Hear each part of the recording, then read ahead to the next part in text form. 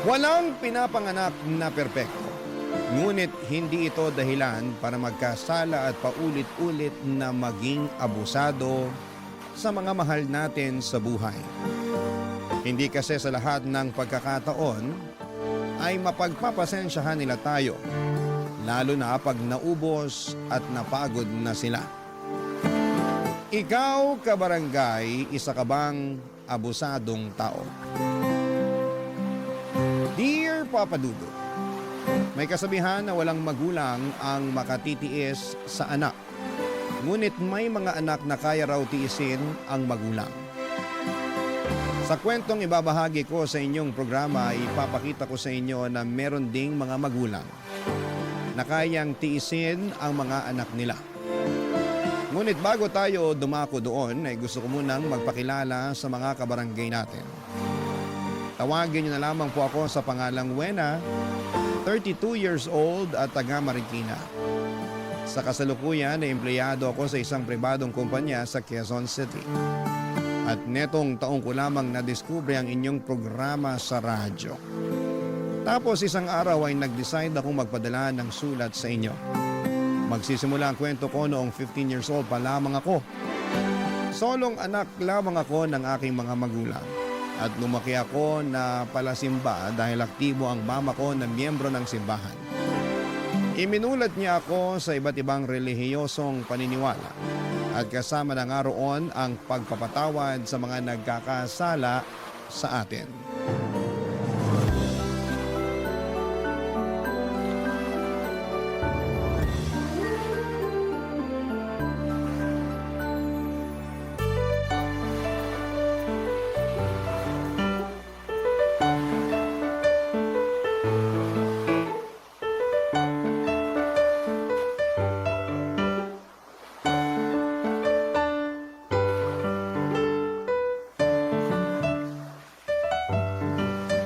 Nak, bakit naman natulog ka sa misa kanina sa simbahan? Pasensya na po kayo, ma. Inaantok po kasi ako eh. Ang aga-aga naman po kasi natin pumunta sa simbahan. Ganun talaga. Siyempre, mas maganda na yung maaga para hindi mainit. At saka mas marami pa tayong magagawa pagkatapos ng misa. Kaya lang gusto ko pa pong matulog eh. Ano ba naman ang isang oras para ilaan sa pagsisimba kumpara sa mas maraming oras na nilalaan natin sa ibang bagay? Saka hindi kasalanan ng maaga nating pagsisimba ang antok mo. Kundi kasalanan mo. Kasi nagpuyat ka pa nung gabi bago tayo nagsimba. Di ba sabi ko, patayin mo na yung TV. Pero hindi ka naman nakinig sa akin. Sorry po, ma. Maganda po kasi yung pinapanood ko kaya napuyat ako eh. Kahit gaano pa kaganda yung pinanonood mong yun, dapat pinaglalaanan mo pa rin ang panahon ng pagsisimba. Matagal na natin yung ginagawa, di ba? Tuwing linggo nagsisimba tayo ng maaga. Opo, pero bakit tayo lang? Anong tayo lang? Tayo lang po yung nagsisimba pero hindi sumasama si tatay. Marami kasi ako nakikitang pamilya silang nagsisimba. May nanay, may tatay. Tungkol sa bagay na yan, hindi kasi nakasanayan ng tatay mo yung magsimba. Saka pagod siya sa trabaho. Biruin mo, hanggang Sabado ang pasok niya. Kaya nga hinahayaan ko na lang siya na matulog para makapagpahinga. Sana pala nagtatrabaho na lang ako para hayaan niyo rin ako matulog ng mahaba pag araw ng linggo. Ano ba yung pinagsasasabi mo? Yung bata-bata mo pa. Saka hindi tama na hilingin mo yan para lang makaiwas ka sa pagsisimba, nak. Mali yun, ha? Para ka namang walang natututunan sa misa eh. Sorry po, ma. Buti pa, tulungan mo na lang ako dun sa kusina. Magluluto na ako ng pananghalian natin para pagising ng tatay mo meron na siyang makain.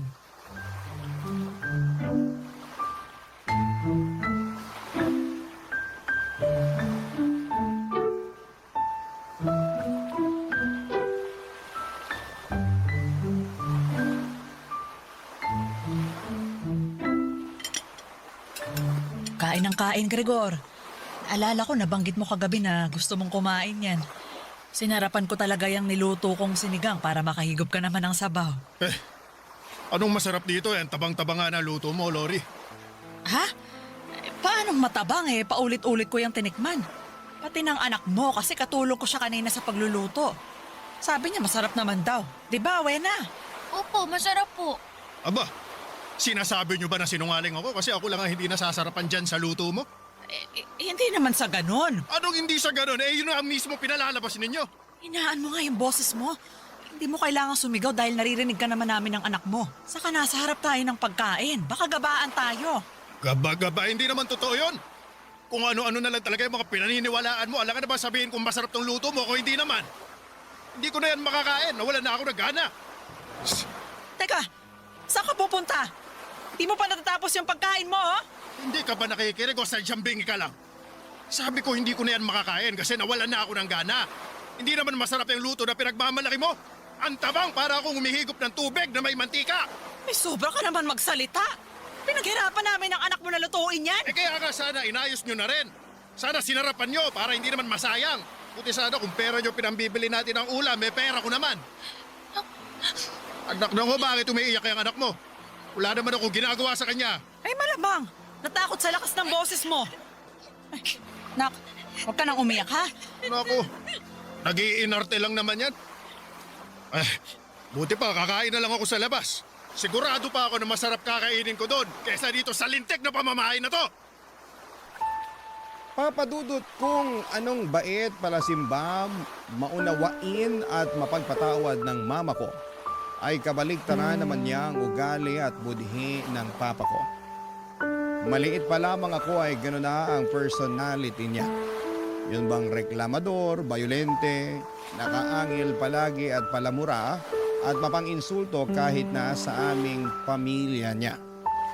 Ewan kung bakit siya ganon, ngunit sa kabila ng lahat ay matyagang nakisama sa kanya ang mama ko. Pero sa totoo lang, habang nagkakaedad ako ay unti-unti akong nawala ng amor sa tatay ko.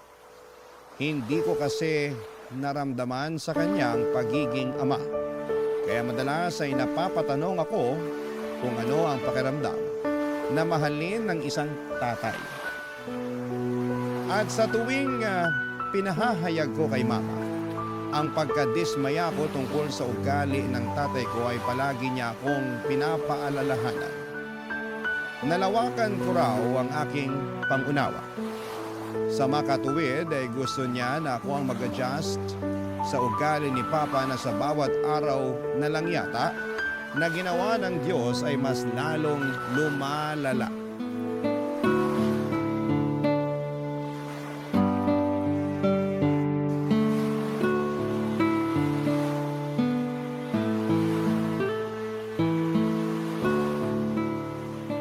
Nay, bakit po hindi niyo nalang hiwalayan si tatay? Ha? Eh, bakit mo naman natanong yan? Bata ka. Kasi sinasaktan niya po kayo. Ibig sabihin hindi niya po kayo mahal. Hindi porke sinasaktan niya ako hindi na niya ako mahal. Mahal ako ng tatay mo, nak. Sigurado ako doon, ramdam ko yun.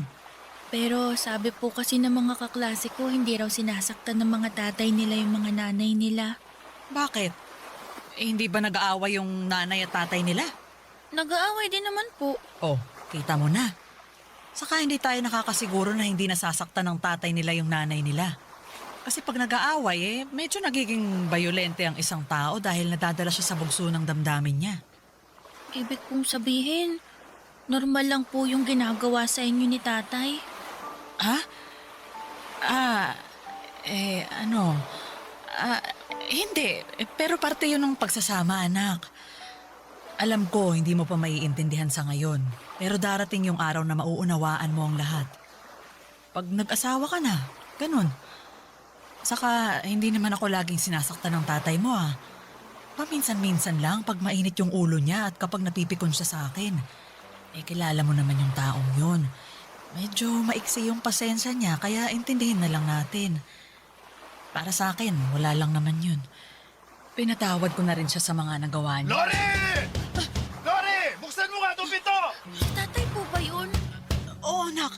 Teka, dito ka lang ha. Pagbubuksan ko lang siya ng pinto.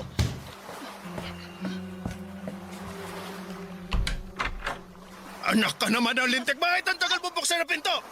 Aray ko, Gregor! Bakit mo naman ako sinasabunutan? Nagtanong ka pa talaga pinapapak na nga ako ng lamok sa labas dahil sa bagal mo. Pagbuksan ako ng pinto!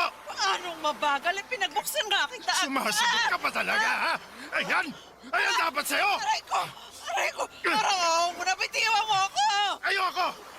Sa kasino ka para utusan ako, ha? Ako pa rin ang masusunod sa pamamahay na to! Hindi ikaw, kaya wag na wag mo akong uutusan! Lasing ka lang eh. Hindi mo alam ang sinasabi at ginagawa mo. Ano hindi, ha? Patutunayan ko sa'yo na alam ko! Ay, biniwan niyo na po si nanay. Nasasaktan na po siya. Bakit ko naman gagawin yun nakakapikon tong nanay mo? Ano ba kasing ginawa ko sa iyo, Gregor? Tanong ka pa talagang tanga ka? Sige na po, tay. Biniwan niyo na po si nanay. Bakit ka ba kasi nangigisali sa amin, ha? Gusto mo ikaw na lang ipalit ko dito sa nanay mo? Gregor, wag na wag mong sasaktan ang anak natin. Anak ba natin tong maingay at makialamerang batang ito, ha? Oo! Ay, ako po to. Si Wena. Sino Wena? Sino Wena? Wala akong kilalang Wena! Gregor naman, bitiwan mo na ako. Kanina mo pa ako sinasabunutan Ka. eh. Huwag mo sabi akong uutusan! Ang ingay! Ang ingay-ingay mong bata ka! Halika nga rito! Ano pong gagawin niyo sa akin? Bitiwan niyo po ako. Gregor! Bitiwan mo si Wena! Yan ang dapat sa'yo! Maingay ka! Masyado ka kasi pakialamera!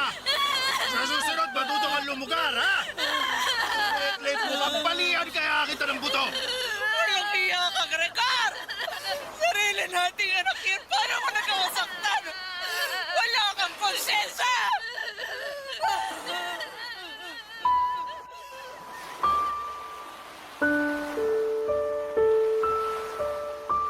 Papadudot dahil sa nangyari ay mas lalo lamang lumalim ang galit ko sa papa ko.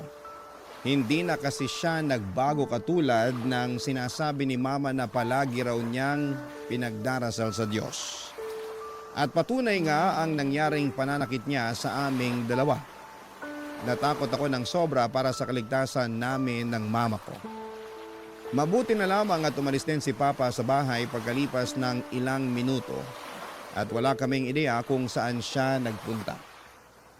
Bago kami matulog ay paulit-ulit kong ipinagdarasal sa Diyos na sana'y hindi na umuwi sa bahay namin ng Papa ko. Wala akong pakialam kung ano ang mangyari sa kanya sa labas ng pamamahay namin, masigurado ko lang na ligtas kami ng aking mama. Ngunit kabaligtaran noon ang dasal ni mama noong marinig ko siyang humihikbi sa altar namin sa bahay. Kung gaano ko kasi kagusto na hindi na bumalik sa bahay at buhay namin ng papa ko, panay naman siya ng paghiling na sana ay umuwi na raw ang kanyang pinakamamahal na asawa. Barangay Love Stories. Barangay Love Stories. Ewan papadudot pero habang tumatanda ako ay natuto na rin po akong magtanim ng galit at tampo sa mama ko. Masyado kasi niyang mahal ang papa ko hanggang sa punto na ayos lang sa kanya na pisikalin niya ito. Katwiran niya ay may mga araw naman daw na mabait si papa sa kanya at magkasundo sila. Kaya lang ay mas madalas ay mainitin naman ang ulo nito at mapanakit. Alam ko sa sarili ko na hindi ko na mababago ang pagmamahal ng nanay ko sa tatay ko kahit na ano pang dumi ng pagkatao nito. Oo, totoo naman na minsan ay mabait ang papa ko at provider talaga sa bahay namin. Pero para sa akin ay hindi yun sapat dahil mas lamang pa rin ang mga atraso niya sa aming dalawa ni mama. Walang gabi na hindi ako natakot para sa kaligtasan namin sa kamay ng sarili kong ama. Isang gabi habang nasa kalagitnaan ako ng mahimbing na tulog, ay nagising ako dahil sa pagtatalo ng mga magulang ko o papadudot.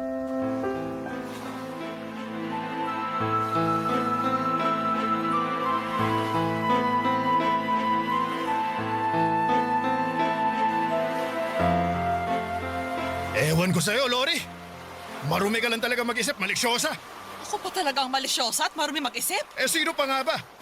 Alangan naman ako, ikaw yung nagpapaniwala sa mga walang katuturan text message na yun, di ba? Paano hindi ako maniniwala? Kilalang kilala ka nung nag-text. Wala lang yun. Baka naninira lang yun. Ewan ko ha, pero ang hirap baliwalain eh. Ano mahirap doon? Pwede mo naman burahin yung text at kalimutan na lang ang lahat, di ba? Bakit ba kasi kayo mga babae gustong-gusto niyong pinapakomplikado ang lahat? Hindi namin pinapakomplikado pero palaging tama ang kutob namin. Ano gusto mong palabasin? Natama nga yung kutob mo wala ka namang ebidensya. Nasisarahan ka na yata ng ulo Kaya ka tinatanong kita eh. Gusto kong maging tapat ka sa akin dahil asawa mo ko. Alam mo, ikaw! Edgar! Itiwan mo ko, hindi ako makahinga. Bibitawan lang kita pag nanahimik na yung maingay mong bibig. Tay! Bitiwan niyo po si nanay! Maawa na po kayo! Bitiwan niyo po si nanay! Nasasaktan na po siya eh! Edgar, bitiwan mo na ako. O ayan! Binitiwan na kita para manahimik na kayong mag-ina. Bakit niyo naman po sinakal si nanay? Ano po ba ginawa niya sa inyo? Yan kasi ang nanay mo, masyadong madaldal. Anong masyadong madaldal? Pinagtatanong lang ako. Ikaw yung bigla-bigla na lang nagagalit dyan. Wala naman akong ginagawa sa'yo. Aba naman! Gusto mo yatang masampal Tama na po! Huwag niyo na masaktan si nanay! Ikaw naman, kung makaiyak ka naman siya, nakala mo, grabe na yung ginawa ko sa nanay mo. Hoy! Para sabihin ko sa'yo, kulang kayang inaabot niyang sakal. Ano bang plano mong gawin sa akin, Aber? Ay gusto mo, gawin ko na lang, kaya sasabihin ko pa sa'yo. Nay! Tay! Huwag na po kayo mag-away! Ang lalakas po ng boses niyo, mga kapitbahay natin magising sa ingay niyo eh! Buti pa tong anak mo, may paki sa mga kapitbahay. Bueno, huwag ka nang umiyak, ha? Hindi naman kami nag-aaway ng tatay mo, eh. Nag-uusap lang kami, ha? Hindi na po ako bata para hindi malaman yung kaibahan ng nag-uusap at nag-aaway, Nay! Malinaw po na nag-aaway kayo ni tatay kasi mataas yung boses niyo. Galit na naman po si tatay. Sinakal pa nga niyo kayo eh. Tungkol sa bagay na yun. Hindi naman kasi makakatikim ng sakal yung mama mo kung nanahimik na lang siya. Hoy! Hoy, Lori! Hindi lahat ng tanong sa isip mo dapat bosesan mo na, lalong ikaiinit ng ulo ko yon. Ayusin mo lang talaga. Hoy, Wena! Kung may paki ka sa mga kapitbahay, pati ikaw, manahimik ka. Tumigil ka na sa kakaiyak, puro ka na lang iyak. Tanda mo na! Opo, tay. Yan! Ganyan ang gusto ko! Yung masunurin! O kita mo, Lori, buti pa yung si Wena marunong sumunod. Matuto ka dyan sa anak mong lintik ka bago pa kita masampal sa susunod. Buti pa, matutulog na ako. Hoy, Lori, huwag kang tumabi sa akin, ha? Kung ayaw mong sungal-ngalin kita.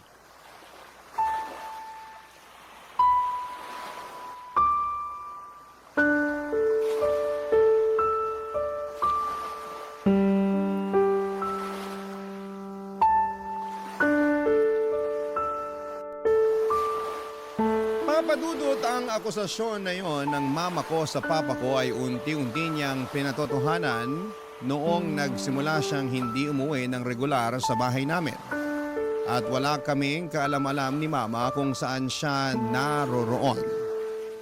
Bagaman malakas ang hinala namin na posible siyang umuwi sa kabit niya, nanatiling tikom ang bibig ng nanay ko at hinayaan niya na ang luha niyang magsabi ng sakit na kanyang nararamdaman. Ngunit isang araw, nagulat na lamang ako noong ibinalita sa akin ng nanay ko na alam na raw niya ang kinakaroonan ni Papa. Tama rin daw ang hinala namin na ang kabit nitong babae ang inuuwian nito. Kaya sinugod daw niya ang mga ito sa nirerentahan nilang apartment. Nagbanta rin daw siya na isusuplong sa opisina nila ang kalokohan na ginagawa nila kapag hindi pa raw sila naghiwalay. Dahil sa nangyari, bumalik sa bahay namin si Papa pero napansin ko na lamang na mas lumala ang ugali niya.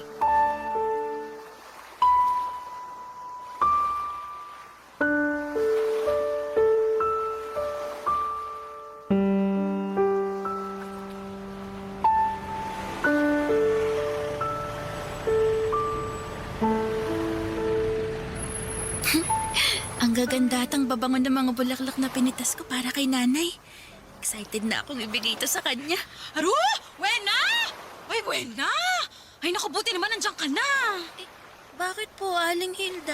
Yung nanay mo! Ando sa inyo, binubugbog na naman ang tatay mo! Mabuti pa, puntahan mo na, awatin mo na kasi baka ano pang magawa ng tatay mo sa nanay mo! Ano, bilisan mo na, umuwi! Dali na!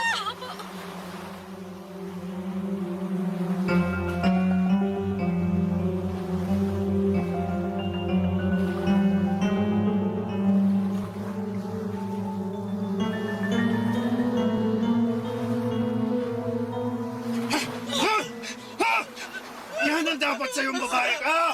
Ha? Pupunutin ko lahat ng buhok mo sa anit! Ha?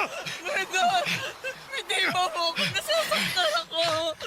Tay, bitiwan niyo po si nanay. Oo ba? Nandito na pala ang tagapagtanggol mo eh! Wala, Ha? umalis ka na. Po, ayoko po, hindi ko po kayo iiwan dito. Umalis ka na. Takbo na, anak. Baka mamaya matangay ka pa. Hindi ko po kayo iiwanan dito, Nay. Nakakatuwa naman kayong mag-ina! Kung ayaw mo palang iwanan ng nanay mo, eh di dalawa na lang kayong sasakalin ko! Rigor! Huwag mong sasaktan ang anak ko! Anak ng hayop ka, Lori!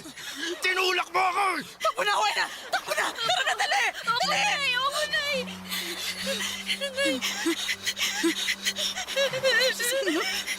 Akala niyo magpapalasan niyo ako! Bumalik kayo rito! Hindi pa ako tapos sa inyo! Nay, punta na tayo ni tatay. Para ako ng tricycle, anak! Manong! Manong, pasakay mo! Ano po nangyayari, ma'am? Yung asawa ko nababaliw na! Parang awa mo na, isakay mo na kami ng anak ko! Sige po, sumakay na kayo! Uy, nasakay na dali! Saan po tayo? Kahit saan, bahala ka na, Manong! Basta ilayo mo kami sa asawa ko! Sige, antar ko na ha!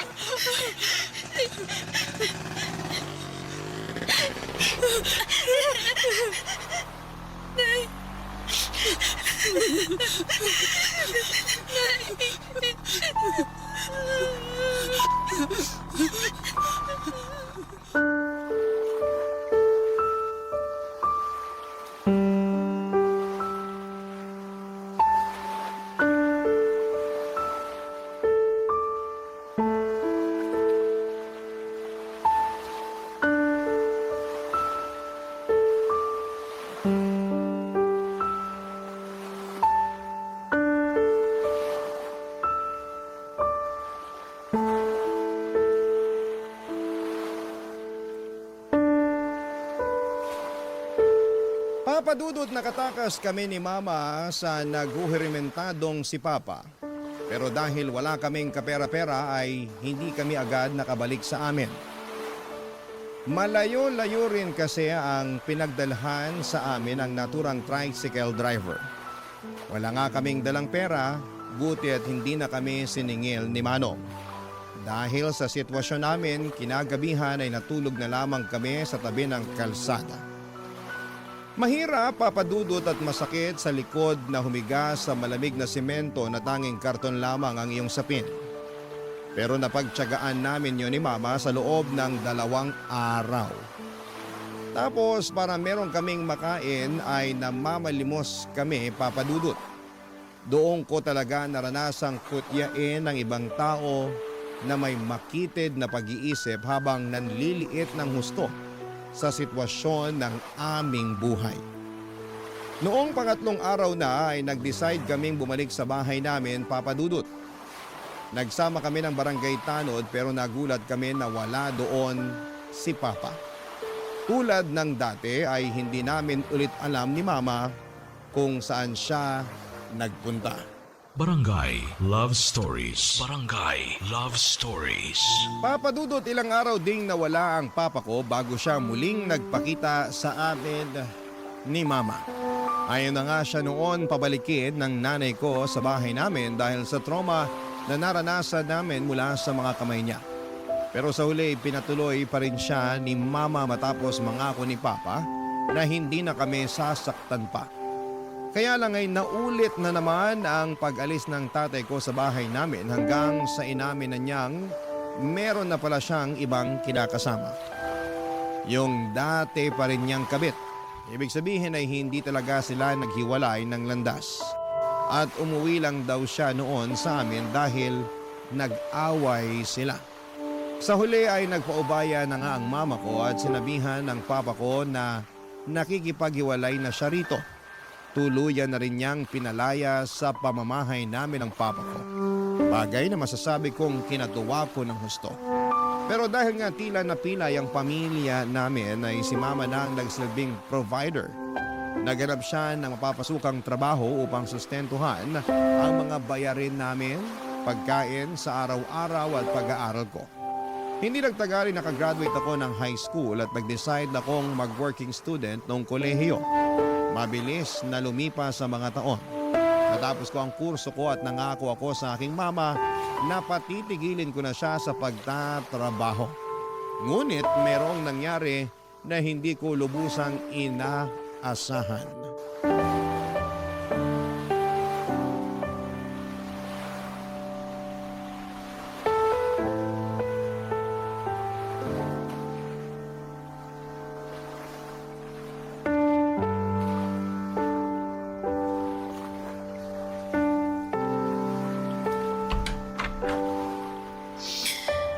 Dito na po ako. Grabe, parang habang tumatagal, palala ang traffic dito sa atin ha. Hindi na makatarungan. Umalis akong fresh kaninang umaga tapos uuwi akong depressed ngayon. Halata nga. Ang gulo na ng buhok mo. Parang di ka na nagsuklay bago umalis sa opisina nyo. O siya. Buti pa kumain ka na muna. Maupo ka na rito at sakto pagdating mo, katatapos ko lang magluto ng hapunan natin. Ay, ano pong ulam, Nay? Pritong bangos. Ay, wow, tagal ko na pong request niya, Nay ha. Oo, kaya nga niluto ko na para bawing-bawi sa pagod mo ng buong araw. Halika na rito sa mesa. Masamang pinaghihintay ang grasya. Apo, Nay.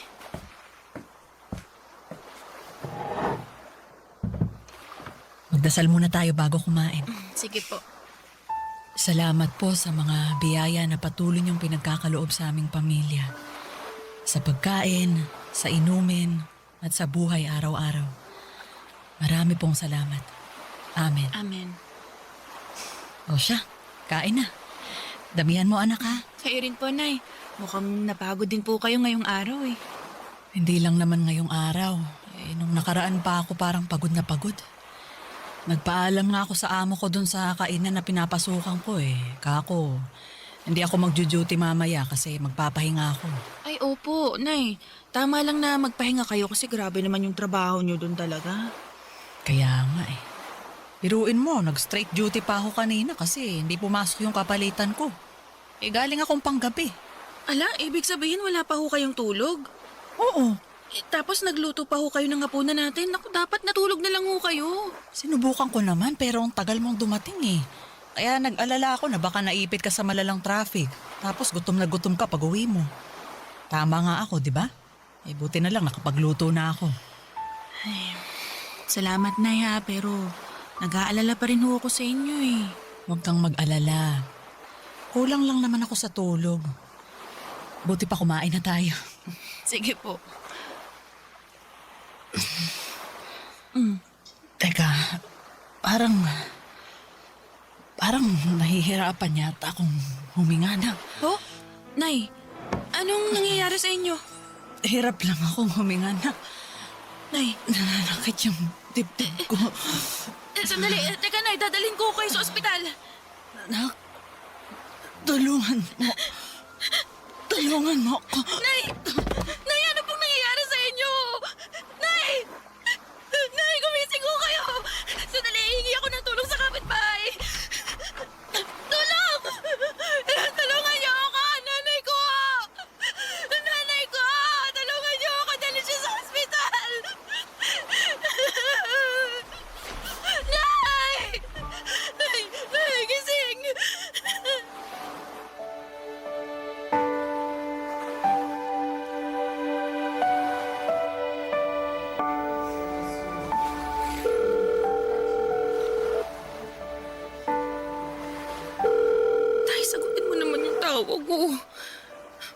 kailangan kita ngayon dahil nasa ospital si nanay. Maawa ka naman, Tay. Kung may pakialam ka pa sa amin, sagutin mo tong tawag ko. Sino rito ang kamag-anak ng pasyente? Ako po, Dok. Nanay ko yung pasyente. Pasensya ka na, Iha. Pero wala na ang nanay mo.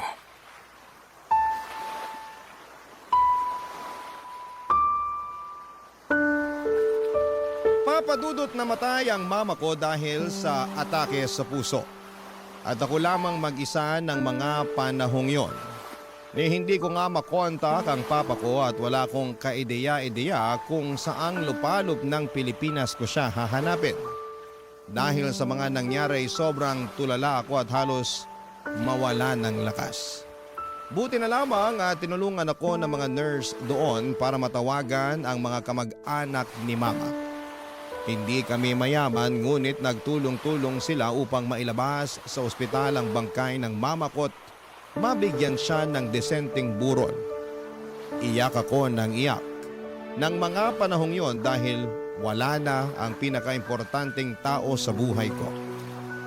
Sobrang biglaan ang mga pangyayari at walang nakapaghanda sa unos na tumama sa aming pamilya. Litong-lito ako ng mga panahong yon at nagdadalamhati. Tapos isang araw ay biglang nagpakita ang magaling kong ama sa burol ng mama ko.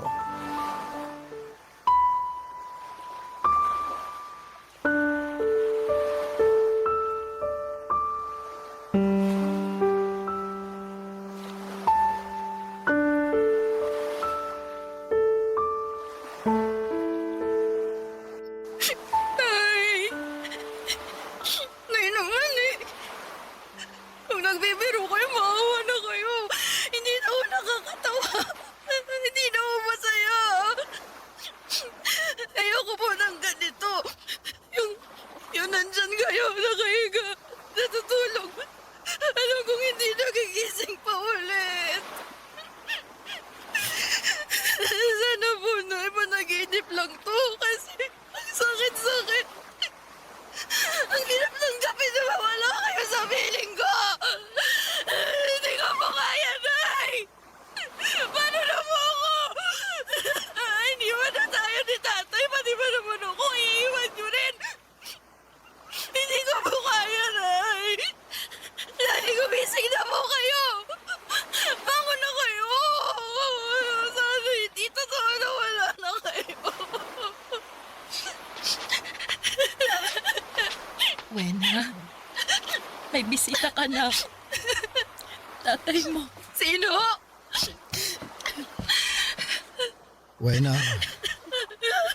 anak ako ito. Tatay mo. Alam ko na, may sama ka ng loob sa kanya.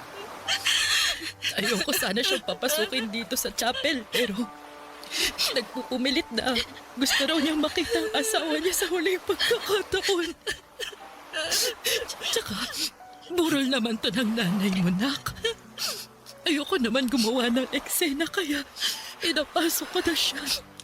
Di ba wala akong kaso yun, Chang? Salamat po. O sige, maiwan ko na muna kayo ha, na makapag-usap din kayo. Sige, salamat po.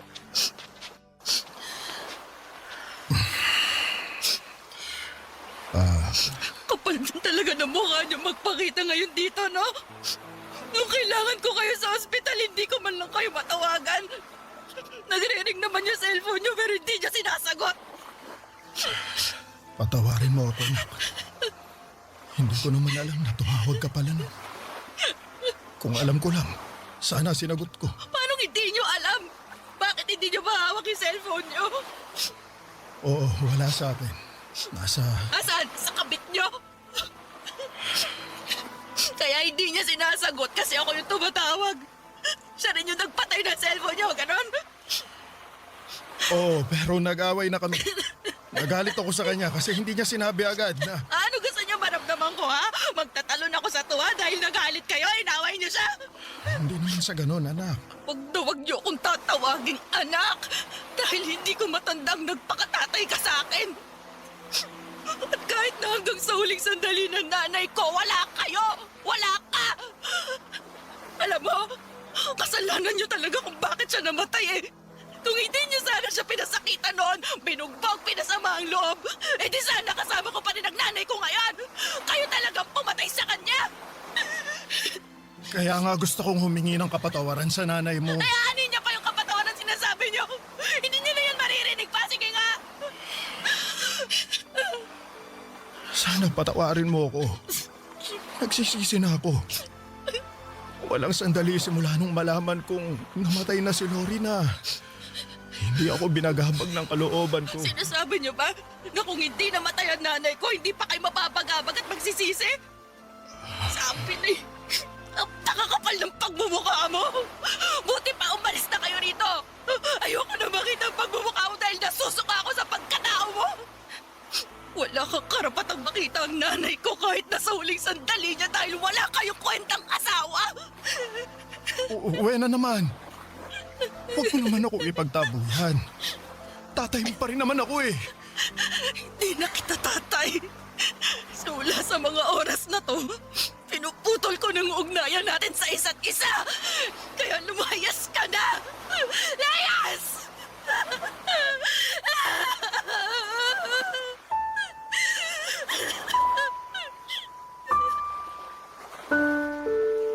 Papadudot malaki ang pasasalamat ko sa Auntie Janet ko dahil pumagitna siya sa amin ni Papa bago pa kami magkainitan. Buti na lamang din at nakinig siya sa auntie ko na umalis na lamang papadudot.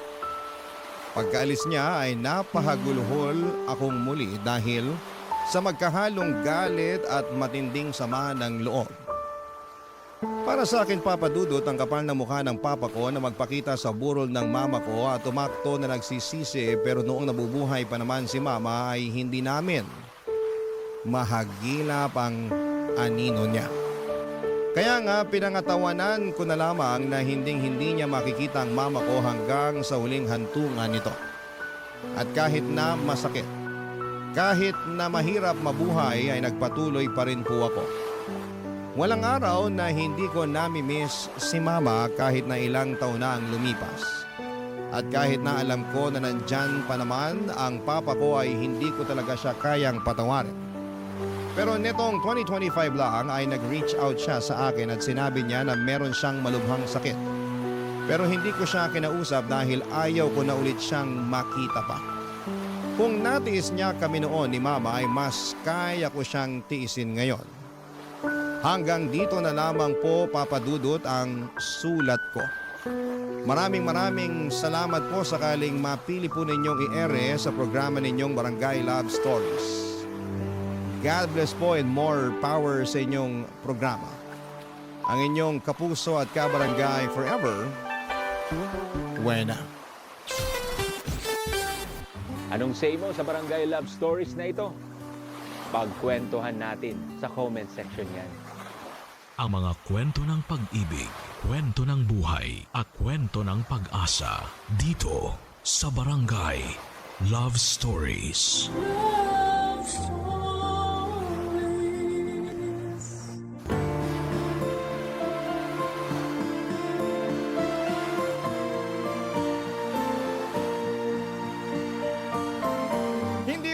Nabigay todo tayo sa pagmamahal sa ibang tao tapos ay wala nang matitira para sa atin. Kaya nga dapat ay ibalanse natin at unahin nating mahalin ang ating sarili upang makapagbahagi tayo ng pagmamahal sa iba. Ikaw, kabarangay, mahal mo ba ang iyong sarili? Dear Papa Dudut, good day po sa inyo at sa mga kabarangay nating nakikinig sa Barangay Love Stories. Sobra talagang nakaka-addict ang bawat episode na tinatampok ninyo. Kaya naman nag-decide na po akong sumulat din at magpadala ng aking kwento. Pero bago ang lahat ay magpapakilala muna ako. Tawagin niyo na lamang po ako sa pangalang Norman. 35 years old at taga Malolos, Bulacan. Kung ilalarawan ko po ang aking sarili ay proud kong sasabihin na isa akong masipag na anak, mapagmalasakit na miyembro ng pamilya at talaga namang bigay todo. Ang motto ko kasi ay lahat kakayanin para sa mga mahal ko sa buhay. At kung tatanungin ninyo mismo ang nanay Mirna ko, ay papatunayan niyang nagsasabi ako ng katotohanan.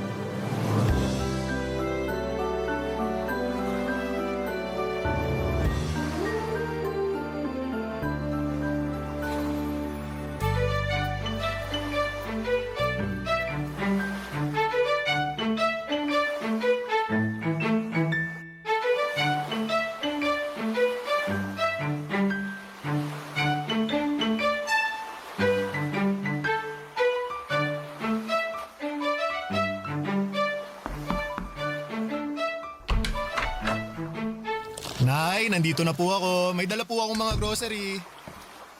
Pasensya na po ang konti ng nabili ko, eto lang. Anong konti? Ang dami-dami na nito.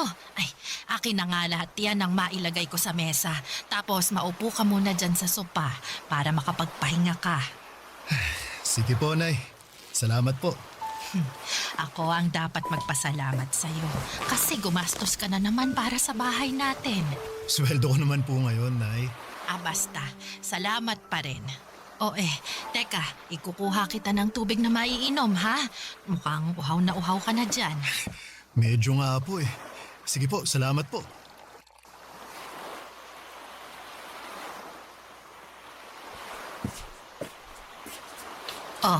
Nak, malamig yan para mapatid uhaw mo. Inumin mo muna. Sige po, salamat, Nay.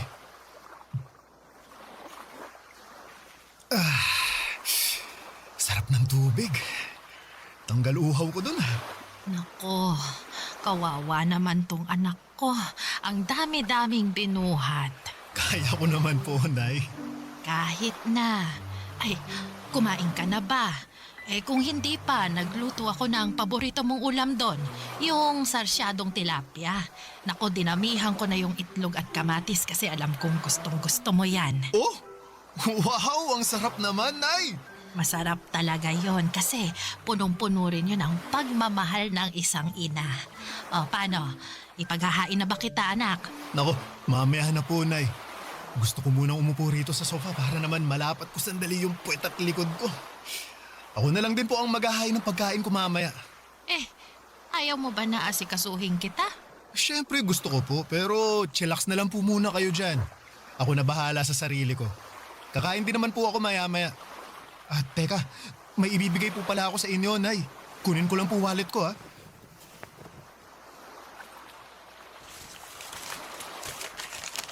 Ano yan? Pera? Opo. Ito po, para po sa inyo. Para sa akin, ano namang gagawin ko dyan? Pambayad po sa tubig at saka sa kuryente. Bakit parang ang dami naman yan? Magkano lang naman yung tubig at kuryente natin rito, anak? Yung sosobra po dyan, ma, sa inyo na. Baka gusto nyong magpasalon, manicure o pedicure. Ay nako, hindi na. Luho lang yon. Gastos lang. Ay, meron naman pong panggastos, tsaka minsan lang naman po ito. Ikaw talaga. Siyempre, nahihiya ang nanay mo kasi baka wala ka ng pera dyan pang gastos. Ang dami-dami mo ng pinamiling grocery tapos nagbigay ka pa ng pera para sa tubig at kuryente. Huwag po kayong mag-alala, ma, kasi meron naman po akong panggastos dito. Sigurado ka ba, nak? Opo. Magsisinungaling ba naman ako? Hindi, pero nag-aalala lang ako Simula nung nagkatrabaho ka parang hindi ka na pumalya sa pagtulong sa pamilya natin. Kahit nga ilang kamag-anak natin, tinutulungan mo pag kaya mo. Ayoko lang na masaid yung ipon mong pera. Ikaw naman yung mauubusan. Nako, ma, hindi po mangyayari yon kasi sinisiguro ko na may natatabi rin ako para sa sarili ko. May kasabihan nga na mahirap tumulong sa iba kung hindi ko muna uunahing tulungan ang sarili ko. Lagi nyo kaya pinapaalala sa akin yun. Aba, oo naman. At saka, tumutulong lang naman ako sa mga kamag-anak natin kung nakaluluwag ako Kung wala, tumatanggi naman po ako. Noon, medyo hirap akong humindi pero ngayon, pinag-aaralan ko na po. Tama rin naman yan. Mahirap na sa'yo lang lagi iaasa ang lahat. Kaya nga po Pero masaya naman ako sa tuwing nakakatulong ako. Lalo na sa inyo at dito sa bahay natin. Alam ko, kapos din iba kong mga kapatid. Ay, kaya nga nagpapasalamat ako sa'yo, Nak. Kasi malaki talagang naitutulong mo sa mga gastusin natin sa araw-araw. Pero paalala pa rin ha, huwag mong abusuhin ang sarili mo. Magpahinga ka pa rin. Huwag kang magpapakapagod ng husto sa trabaho at maglibang-libang ka rin. Ay, alam mo yon, umalis ka, mamasyal, para hindi puro trabaho at bahay lang ang napupuntahan mo. Pero katulad ng iba nating kabarangay, Papa Dudut, na lumaki sa hirap, hindi na iba ang kwento ng aming pamilya. Mekaniko sa talyer ang tatay ko, samantalang labandera naman si nanay. Tapos 4 kaming magkakapatid at ako ang panganay. Madalas ay kulang talaga ang kita ng mga magulang namin.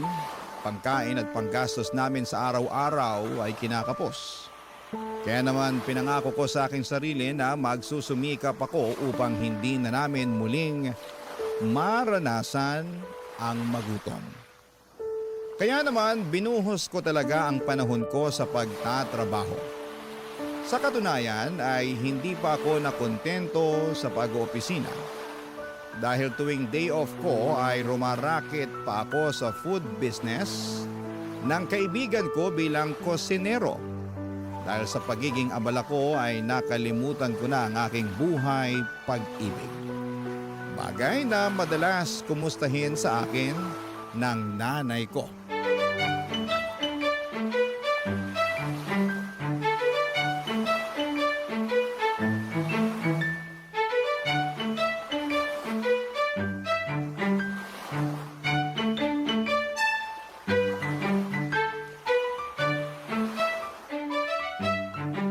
Ay, Nak, pwede ba kitang matanong?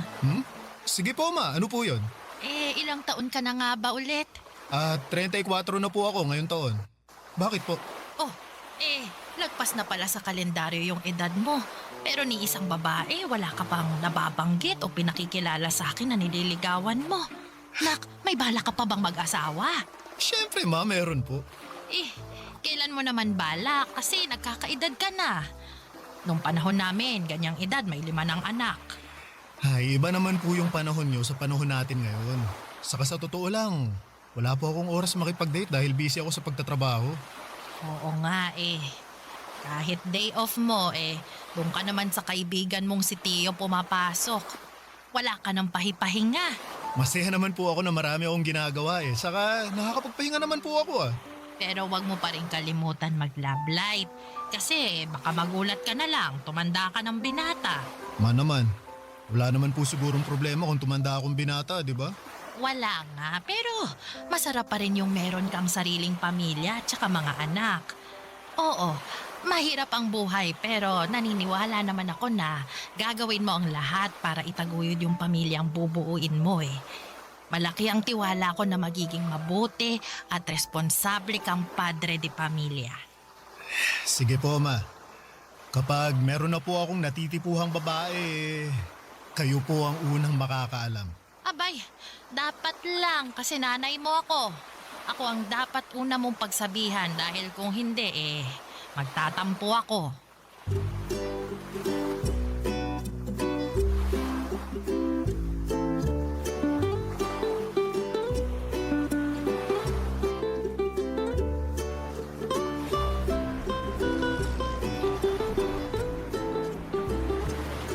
talaga sa tulong mo sa business ko, tol Laking luwag lalo kapag may tauhan ako na hindi pumapasok Pwede lang talaga na dito ka na lang sa akin magtrabaho kaso kung kayang pantayan ang daily rate mo Oo, kasi kapag dito na ako papasok ay malulugi ka sa akin. Ewan ko sa'yo. May iba tayo. Wala ka pa rin bang nililigawan, bebot? Nako, tol. Nagugustuhan nga, wala Liligawan pa kaya? Baka sakali lang naman ako na meron na. Nako, nagbabaka sakali o nakikichismis? Ganun na rin yun. Siyempre, sa ating 6 na magtotropa ikaw na lang yung wala pang bebe. Ayaw naman namin tumanda kang binata kaya dapat kumilos ka na para di mangyari yun. Alam mo, tol, para kang nanay ko. Nung nakaraan lang, kinumusta niya buhay pag-ibig ko. Wala naman daw kaso maging matandang binata pero mas masarap pa rin ang may asawa at mga anak. Totoo yan. Tingnan mo ako, ha? Meron akong mga anak. Wala nga lang asawa kasi hindi naging okay pagsasama namin. Pero ayos lang dahil nasa akin naman yung mga bata eh. Ayun, magulo na masaya. Iba pa rin kapag may kasama kang bata. Kahit nakakapagod silang alagaan eh. Pero nakakatuwa pa rin. Sino ba kasing may sabi sa'yo na gusto kong tumandang binata? Siyempre naman, gusto ko pa rin magkaroon ng pamilya. Kaya lang, ang problema ko wala na akong panahon na kumilala ng babae. Masyado ka kasing busy sa trabaho. Kulang na lang, pakasalan mo mga trabaho mo eh. Huwag ganun. Sobra ka naman, tol. Joke lang. Alam ko naman na masipag ka at responsableng anak. Bigay todo kung tumulong. Pero sabi nga ng nanay mo, pumag-ibig ka rin. Yan din naman gusto namin para sa'yo ng mga tropa natin eh. Kaya nga, meron sana akong papakilala sa'yo. Ha? Sino naman? Marisa ang pangalan niya. Kaibigan ng kapatid ko. Mabait yun. Maganda. Mahinhin kumilos at magsalita. Single and ready to mingle. Nasabi ko na rin sa kanya na irereto kita sa kanya. Kaya alam niya na single ka rin. Alay mo, kayo na pala ang para sa isa't isa, di ba? Subukan mo lang makipag-date at kilalanin pa ng husto si Marisa. Papadudot, nagkita kami ni Marisa sa isang cafe sa Quezon City. At masasabi ko na kabadong-kabado ako. Yun pa lang kasi ang unang beses na may makaka-date ako kaya naman ayokong magkamali. Pero buti na lamang at mabait si Marisa at malumanay magsalita. Kaya naman napanatag agad ang aking kalooban. Mabilis kaming nagkapalagayan ng loob.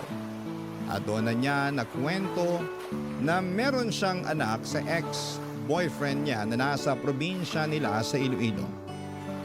Sa totoo lang, nagulat ako noong nalaman kong single mother siya pero hindi naman nagbago ang tingin ko sa kanya.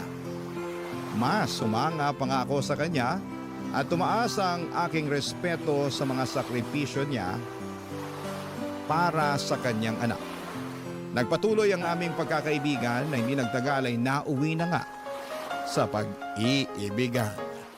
Barangay Love Stories. Barangay Love Stories. Papadudot, niligawan ko si Marisa ng 2 buwan bago niya ako sinagot. Noong mga panahong yon ay nakilala at nakausap ko na rin ang anak niya sa video call. Sa katunayan ay nagplano na nga kami ng bakasyon sa Iloilo para personal ko na itong makilala. Pasukan din kasi ng mga panahong yon kaya hindi niya basta-basta mapapaluwas sa Maynila ang bata. Pero habang hindi pa nangyayari yon ay sinabi ko kay Marisa na ipakilala ko muna siya sa aking nanay. Hindi ko pa siya naisasama noon sa bahay dahil pareho pa kaming busy sa aming mga trabaho. Pero palagi ko siyang nakukwento sa nanay ko kaya naman sabik na sabik din ito na makilala siya. Hanggang sa dumating na nga ang araw na yon.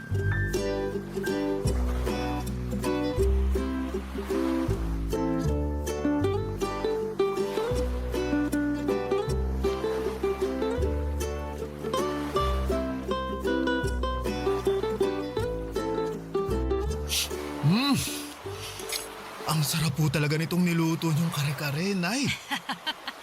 Nako, salamat anak. Uy, pero magdahan-dahan ka nga sa pagkain ha. Baka mabulunan ka, tsaka baka kung ano na lang ang isipin ni Marisa, oh. Nako, Nay. Alam po ni Marisa na masarap kayong magluto kaya ganadong-ganado ako pag kumakain. Lagi ko rin kasing nakikwento sa kanya yon, Nay. Di ba, babe? Tama po si Norman. Walang araw na hindi niya binida yung bawat luto niyo na pabaon niyo sa kanya. Nako, ganun ba? Salamat naman. Pero bakit parang hindi ka halos kumukuha ng ulam? Ayaw mo ba ng kare-kare? Yung totoo, allergic po kasi ako sa mani eh. Aha! Ay, ganun ba? Naku, paano yan? May nakain ka na? Hindi naman po malala yung allergy ko, tsaka kaunti lang naman yung nakain ko, kaya ayos lang po ko. Marisa, naku, sorry ha, hindi ko alam na may allergy ka sa mani.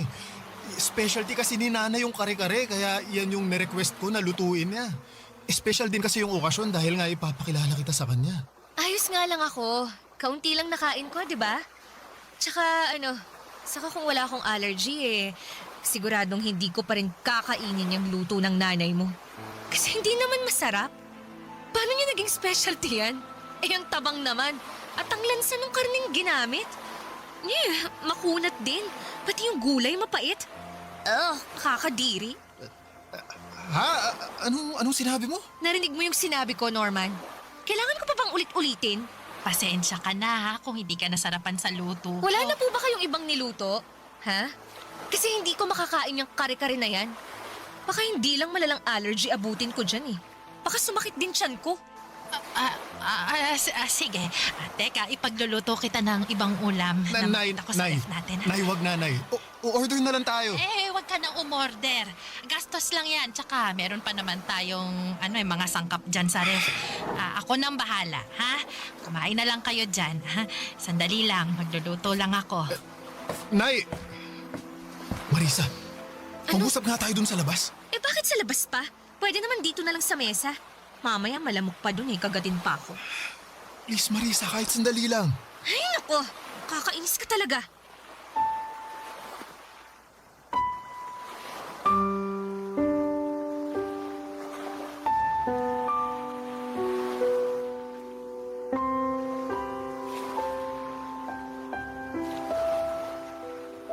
Oh, nandito na tayo sa labas. Ano bang pag-uusapan natin, ha? Dalian mo ha, kasi ayokong papakin ng lamok dito. Hindi naman malamok, masyado ka lang maarte. Anong sabi mo? Tama ba yung narinig ko? Tinawag mo akong maarte? Sorry pero sumusobra ka na kasi. At bakit ako sumusobra, Aber? Wala naman akong ginagawa sa'yo, ha? Sa akin wala, pero sa nanay ko meron. Pinahiya mo lang naman yung luto niya, pinaghirapan niya yun. Saka saan galing yung pinagsasasabi mo kanina na hindi masarap sarap na sarap nga ako sa pagkain kanina. Aba, anong malay ko kung na-immune na yung panlasa mo sa luto ng nanay mo? Lagi mong kinakain Malamang nasanay na yung dila mo. Ang bihira ka, ano ba kasi problema mo? Wala akong problema. Pero nag-expect lang talaga ako na mala 5-star restaurant yung luto ng nanay mo. Pero turns out, hindi naman pala. Hindi ko na nga malunok kaya tinigilan ko ni. Kahit titigan masakit sa mata. Okay, look. Hindi naman sa nilalait ko yung luto ng nanay mo, ha? Mali ko lang din siguro Masyado akong nag-expect. Sinadya ko pa namang hindi kumain bago pumunta rito sa inyo. Kasi nga plano ko na dito kumain ng marami. Kaya lang ganun pa ang nangyari. Mali pa rin na pinahiya mo ang nanay ko. Sana sinarili mo na lang yung opinion mo. Wow! Kasalanan na palang pagiging prangka, ha? Kung hindi ko sasabihin ng totoo ako naman ang kawawa, di ba? Gusto mo? Magsinungaling ako sa'yo? Sabihin kong nasasarapan ako sa luto ng nanay mo kahit hindi? Hirap sa'yo, masyado kang balat sibuyas Kung hindi mo kayang tanggapin yung pagiging prangka ko, buti pa maghiwalay na tayo. Papa Dudut, ayoko namang maghiwalay kami ni Marisa, kaya naman pilit ko siyang inunawa ng mga panahong yon. Inihingi ko na lamang siya ng pasensya sa nanay ko na nagsabi naman na ayos lang. Pero ramdam ko na labis niyang kinalungkot ang una nilang pagkikita ng girlfriend ko dahil sa pagiging prangka nito na wala naman sa lugar. Hindi nagtagal, Papa Dudut, ay nagkaayos naman kami ni Marisa, kaya lang ay habang umuusad ang aming relasyon ay unti-unti kong nadidiskubre ang natatagong ugali ng girlfriend ko. Taliwas po sa pagiging mahinhin at malumanay niyang magsalita. Noong una ay ang natatago niyang kaartihan na wala sa lugar at pagiging matabil ang dila. Bukod doon ay magastos din po si Marisa, Papa Dudut.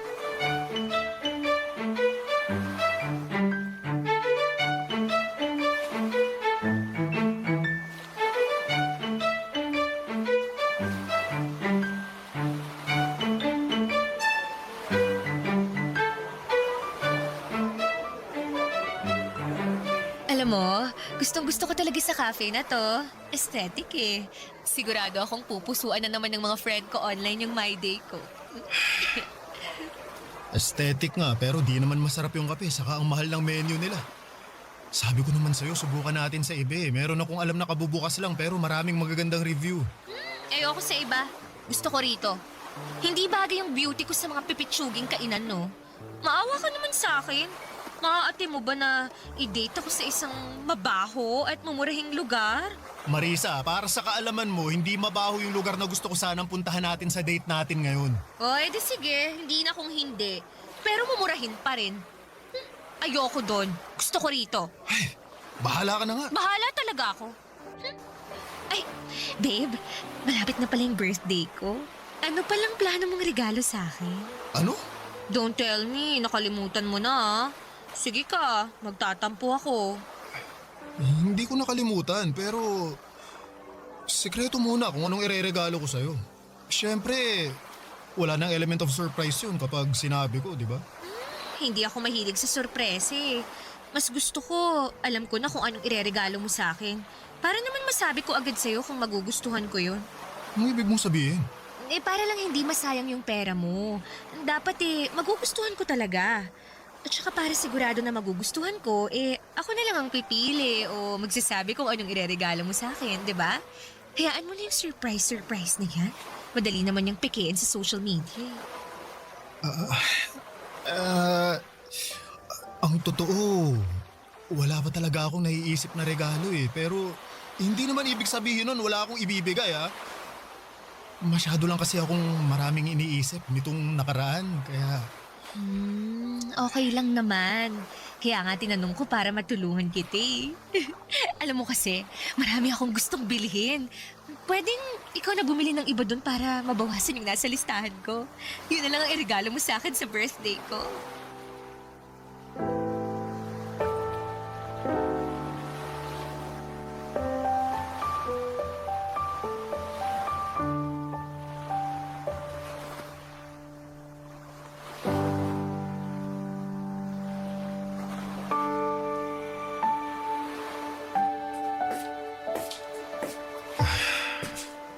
Nandito na po ako, Ma.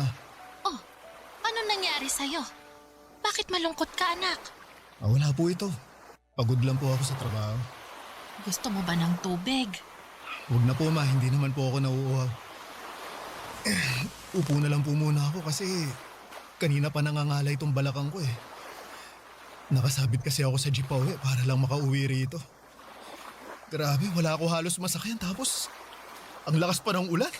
Ay nako, bakit hindi ka na lang nag-taxi o di kaya nagrenta ng kotse para makauwi rito? Wala na po kasi akong cash eh. Tapos hindi ko naman magamit yung card ko dahil nasagad ko na. Wala pa akong pambayad kasi sa susunod na linggo pa yung sweldo namin. Oo nga pala, Ma.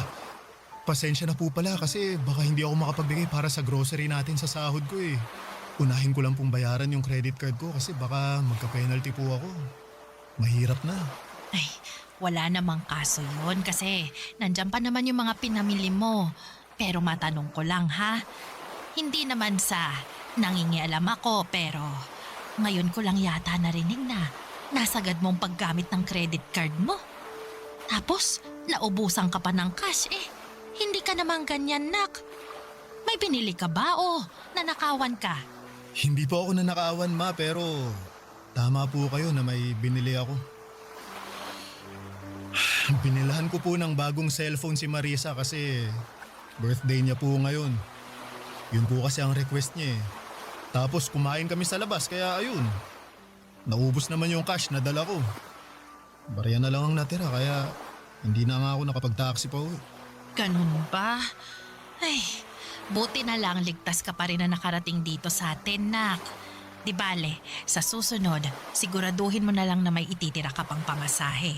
O di kaya, kapag wala ka na talagang pera dyan, di tawagan mo ko.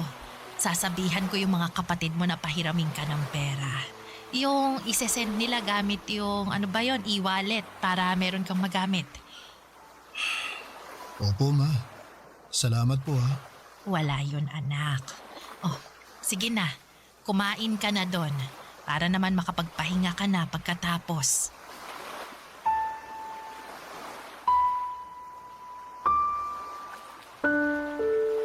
Papadudot, hiyang-hiya ako sa nanay ko ng mga panahong yun.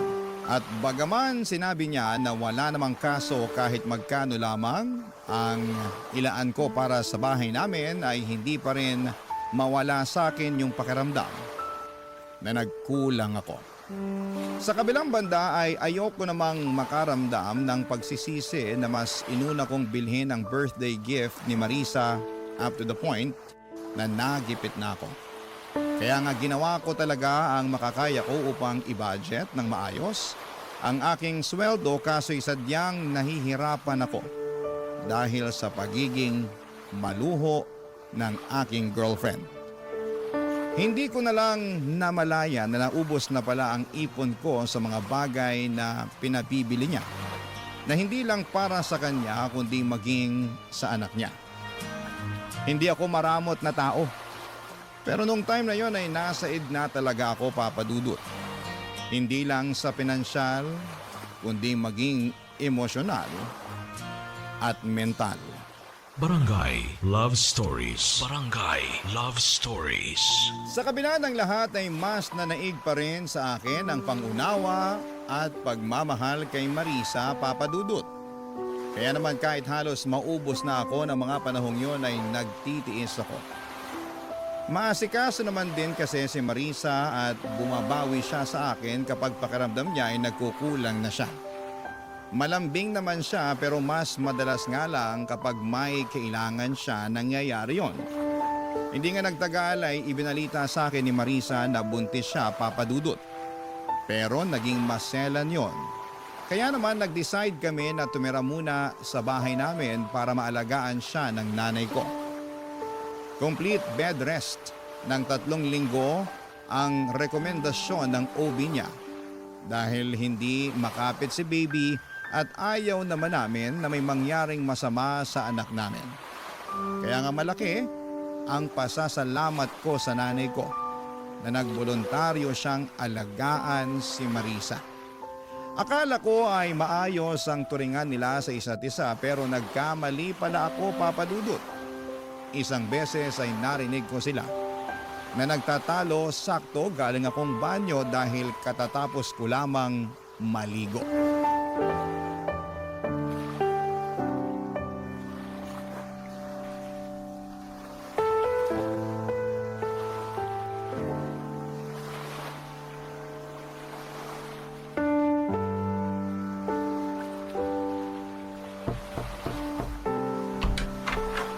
Marisa, tulog ka na ba? Hindi po, Nay. Pwede ba akong pumasok? Kukunin ko lang yung mangkok na pinaglagyan ko ng lugaw. Sige po. Hala, nak! Bakit yata parang hindi mo namang kinain tong lugaw? Wala naman kasing lasa, tsaka nakakasuka. Ay, paano nakakasuka maayos naman at malinis yung pagkakaluto ko dyan. Tsaka may lasa yan, tinikman ko yan kanina Sa wala nga akong nalalasahan Alam nga namang ipilit kong sabihin na meron kahit wala, di ba? Lumabas naman akong sinungaling nun. Ganun ba? Pasensya na ha. Baka nagkamali lang talaga ako. Hoy, Marisa. Bakit mo sinisigawan ng nanay ko? Hindi ko sinisigawan ng nanay mo. Nag-uusap lang kami. Anong hindi? Ang taas ng boses mo, saka dinig na dinig ko dun pa lang sa banyo. Kaya nga tinapos ko na yung paliligo ko para labasin na kayo. Hindi ko nga sabi sinisigawan yung nanay mo. Masyado ka namang OA Pinagsasabihan ko lang siya na hindi masarap yung lugaw na niluto niya para sa akin. Tsaka, bakit ba siya panipakain sa akin ng lugaw? Wala naman akong sakit. Nagkataon lang naman talaga na kailangan kong humilata sa higaan na to ng 3 linggo. Pero hindi naman ibig sabihin nun hindi ko kayang ngumuya ng matinong pagkain. Ayoko niyan. Hindi ako nabubusog dyan tapos ang tabang pa. Marisa, pwede mo namang sabihin ng maayos sa nanay ko Hindi yung ganyan na pinagsasalitaan mo pa siya ng hindi maganda. Teka nga, abogado ka ba ng nanay mo? Anong sinabi mo? Lagi mo na lang kasi siyang pinagtatanggol imbis na ako ang kampihan mo. Baka nakakalimutan mong partner mo ko at magiging nanay na ng anak mo. Siyempre hindi ko nakakalimutan yun, pero nanay ko pa rin yung binabastos mo. Anong binabastos pinagsasasabi mo dyan? Alam mo, sumusobra ka na, ha? Ma, magsalita Hindi naman ako binabastos ni Marisa, anak. Anong hindi? Dinig na dinig ko nga mga pinagsasasabi sa inyo ng babaeng yan. Hindi na niya kayo nirespeto. Hoy Marisa, nanay ko pa rin yung kausap mo ha. At wala kang karapatan na bastusin siya. Wala ka ba nanay? Ano bang klaseng tanong yan? Eh, sinong nag-aalaga sa anak ko kung wala akong nanay, di ba?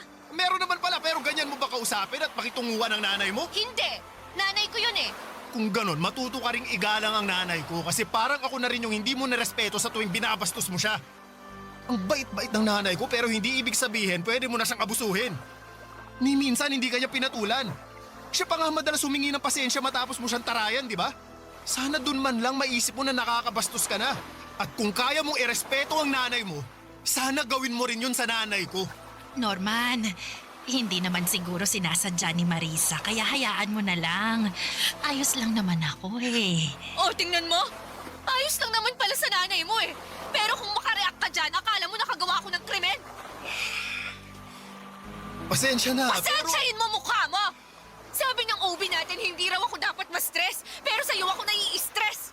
Isama mo pa yung nanay mong ewan. Sana talaga doon na lang ako sa nanay ko sa Iloilo umuwi. At siya na lang yung dapat na nag-alaga sa akin. Hindi kayo! Papadudot dismayado ako at nasaktan sa kung paanong pakitunguhan ni Marisa ang nanay ko. Akala ko kasi nagbago na siya pero maling-mali ako dahil hindi naman pala papadudot. Sa palagay ko nga ay mas lumala pa ang pag-uugali niya dala na rin ang kanyang pagbubuntis. Issue na rin kay Marisa na nagbibigay ako ng ambag sa bahay namin lalo na at magkaka-baby na kami. Dapat daw ay sila na lamang ang sinusuportahan ko at hindi na ang pamilya namin. Hindi ko naman pinapabayaan si Marisa at ang magiging anak namin pero hindi ko basta-basta mapuputol ang suporta ko sa nanay ko. Kaya nga sa abot ng aking makakaya ay binabalanse ko yon. Kaso'y hindi yon maintindihan ng kinakasama ko. Pinaramdam niya sa akin at sa nanay ko kung gaano niya kaayaw yung setup namin.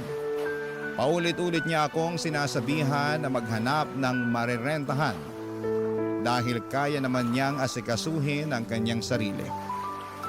Lumipas nga ang 2 buwan at naging okay naman ang baby namin kaya hindi na kailangan ni Marisa na mag-bed rest. Dahil doon ay nagpaalam siya sa akin na lalabas siya para makipagkita sa dati niyang mga katrabaho, bagay na pinayagan ko naman. Kaya lang ay meron akong nalaman na labis kong kinabigla.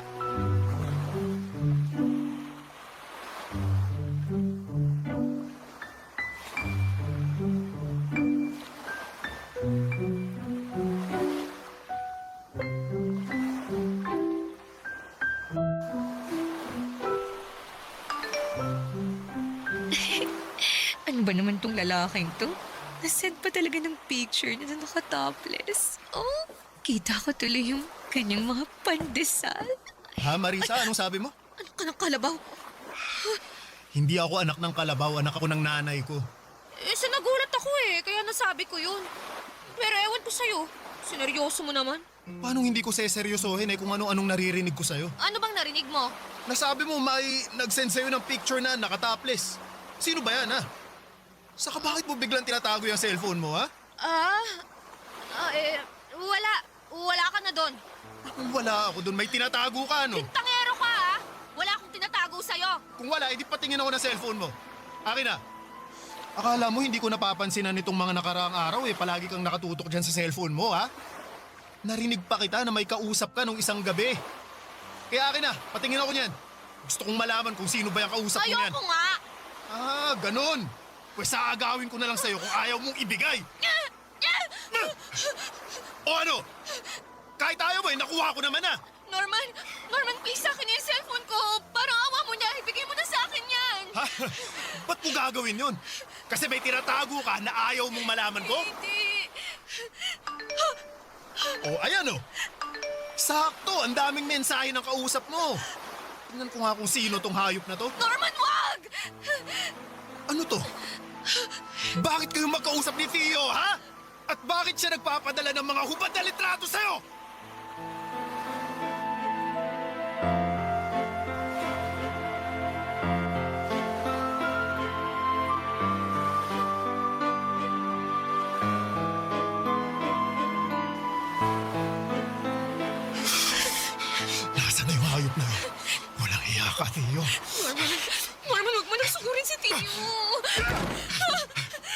Ikaw!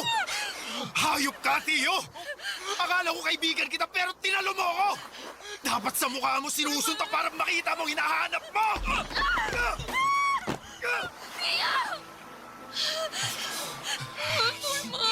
Norman, bakit mo ako sinuntok?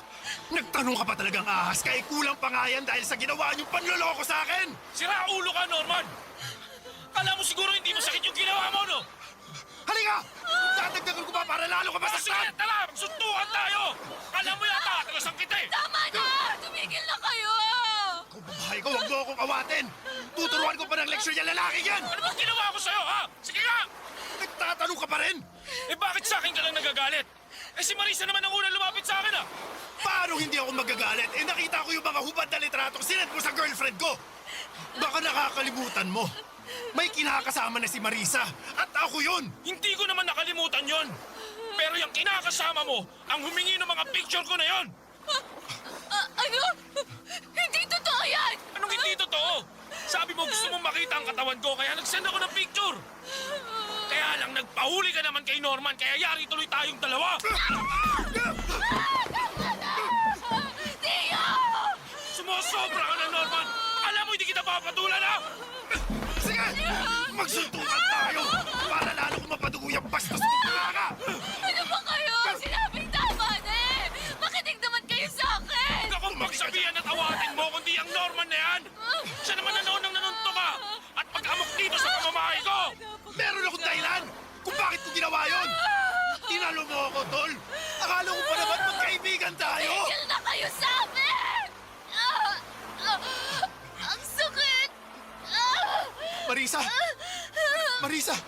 Marisa, nagdudugo ka! Ang baby ko! Ang baby ko! Tulungan niyo ako! Ang baby ko! Dalhin niyo ako sa ospital!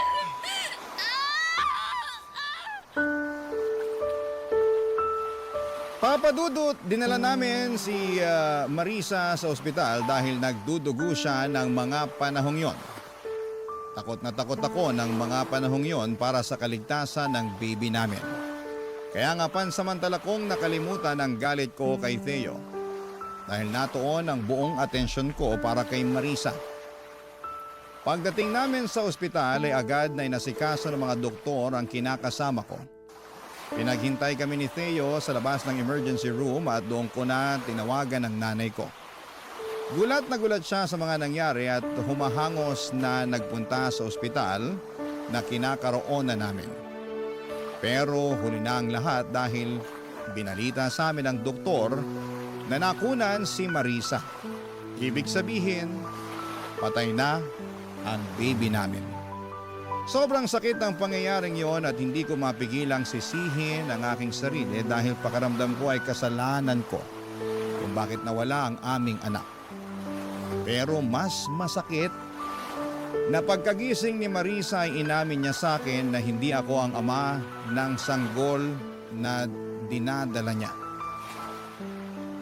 Matagal na pala silang may relasyon ni Theo at may ginagawang milagro habang nakatalikod ako at hindi pa sila nakontento dahil pinaako pa nila sa akin ang bata na hindi naman nanggaling sa akin.